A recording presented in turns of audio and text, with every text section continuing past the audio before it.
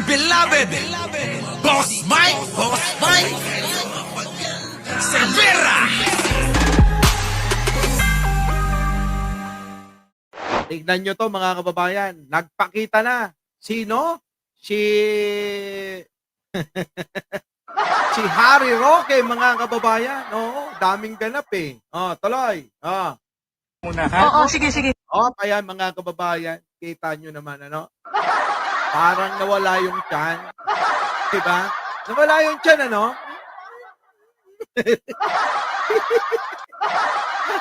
Sige, eto na. Nasaan ka ba nagtatago? Alam nyo si Robin kasama dyan eh. Sige, tuloy. Ay, No comment muna ha? oo, sige.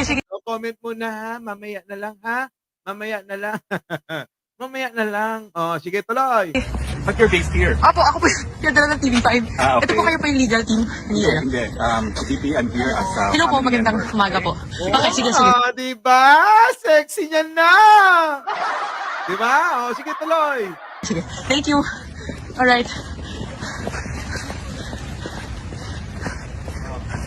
Sino kasama? Sino kasama?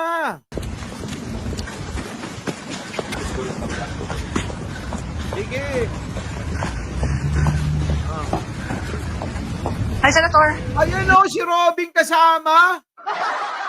Alam nyo, kita nyo mga kababayan, kahit pala alam nila kung nasaan si Roque na pinaghahanap ng alagad ng batas. Kita nyo, hindi nila maituro-turo. Kasi mga kababayan, kung ikaw may responsibilidad ka sa gobyerno at ikaw ay nanunungkulan bilang leader o opisyal ng bansa, dapat maging di ba? Maging patas ka. Pero sila mga kababayan, hindi nila ituturo yan. Bakit pa naman nila ituturo si Roque? Oo, di ba? Tuloy. Hello po. Assalamualaikum. Assalamualaikum. Oo, sabi. Tuloy. Yes. My name is Emilio Harry El Roque. I'm the least counsel. I'm here to see. VP na ako sa... Meron pinaglalaban si Roque. Oo, nagpakilala na. Oo, sabi niya, dati akong spokesperson ng hinuli ninyo na ngayon ay nakakulong dito. Sabi naman siguro ano ngayon? Ano ngayon? Di ba? Tuloy. Sino po ba siya? PRRD? No comment. Sige. Okay. Alright.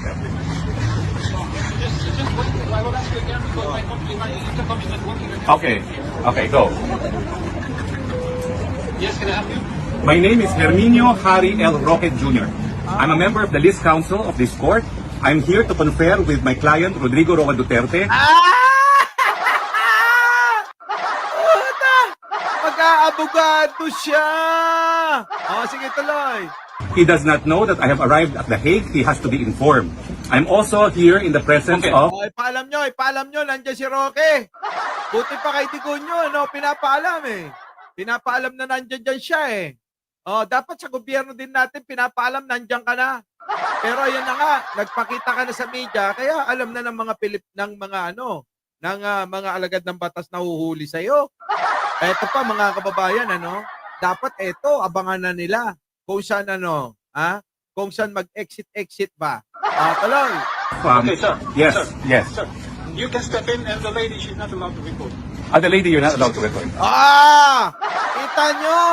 Yan pa lang eh. Kita nyo, hindi na kayo sumusunod sa protocol eh. Alam nyo namang hindi pwedeng mag-record dyan eh. Doon nga sa may immigration, mga kababayan eh. Bawal eh. Oo, mga kababayan, bawal. Oo. Kanina lang, mga kababayan eh. Siyempre, marami kong tala. Diyan sa immigration, oo. Siyempre, kailangan sumunod tayo. Bakit? Bagong Pilipinas na eh. Kailangan sumunod tayo sa mga sa mga tuntunin, oo, sa mga ordinansa, sa mga panuntunan ng kahit saan kayo mapunta dito sa Pilipinas. Diyan pa lang sa immigration mga kababayan, sunod-sunod ako eh. Oo. Bakit? Kailangan pa po tayo magpakilala? Sasabihin natin, ako si Mike Cervera. Ganun ba yun? Hindi kailangan ginagamit yun. Oo. Pagmamalaan mo?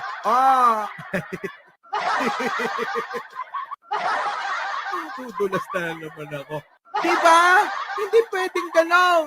Sunod tayo kahit sino pa kayo. Walang malakas-malakas sa bagong Pilipinas. Kailangan lahat pare-parehas. Ganun. Anak ng Tanong na yan. Sige, tuloy. Bawal eh. Tingnan nyo, senador itong isa. Pero mukhang mas magaling si Roque sa kanya. Ha? Malayo naman, ano? Kung galing lang. Totoo naman, aminin nyo na magaling talaga si Roque. Lalo sa pagsisinungaling. Di ba? Ito si Robin eh. Aslamueng. Alam niyo yung ano, nang gano'n. Tuloy.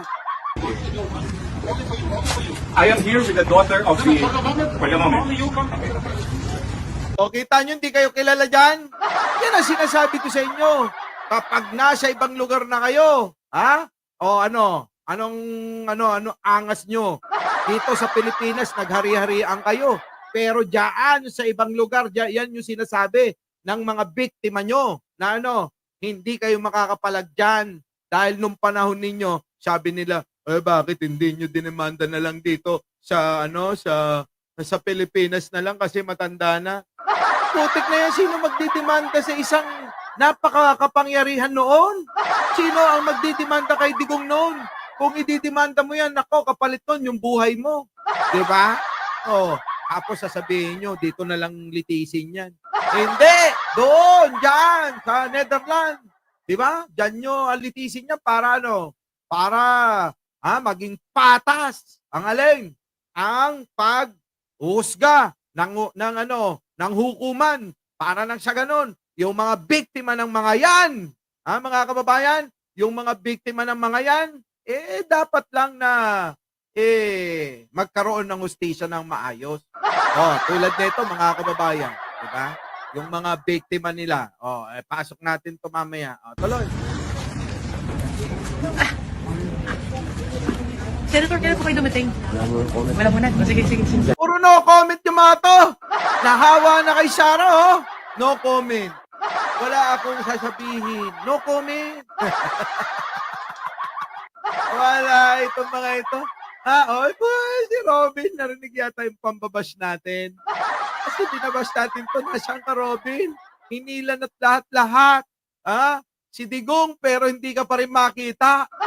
Buti na lang nagpakita siya para naman masabi sa iba na tinupad niya yung pangako niya sa kanyang kanyang presidente sinusunod. Oo, hindi naman sumusunod yan dito eh. Di ba mga kababayan? Di ba? Hindi naman sumusunod yan dito eh. Di si Digong lang. Ngayon, eto naman. Sabi niya magpapakulong daw siya. Abangan natin. Sinabi niya yan nun eh. Sabi niya, kung nasaan man si Rodrigo, si PRRD, ako ay sasama. Masarap yata doon. Saan? Sa Europe kasi. Masarap naman ang klema doon. Ganun, di ba? Ngayon, ang tanong, tutotohanin ba ni Robin Padilla ang mga sinabi niya noon at pinangako na sasamahan niya? Walang uwian Mariel, paano na? Kawawa naman si Mariel, eto. Pag eto si Robin, tinotoo yung kanyang pangako kay Digong na siya ay sasama kay Digong, wala na, hindi na rin to uwi. Okay, sige. Diba? Siguro etong babae na to nakasalamin, mga kababayan, eto siguro yung kinuha nilang abogado, magpepresenta bilang tagapagtanggol ni Digong sa korte diyan sa ICC.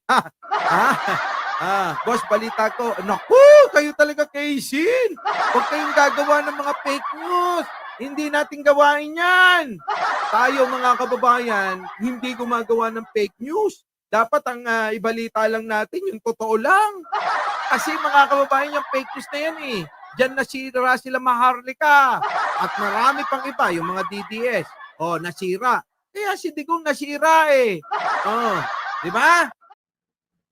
Our beloved Boss Mike Severa.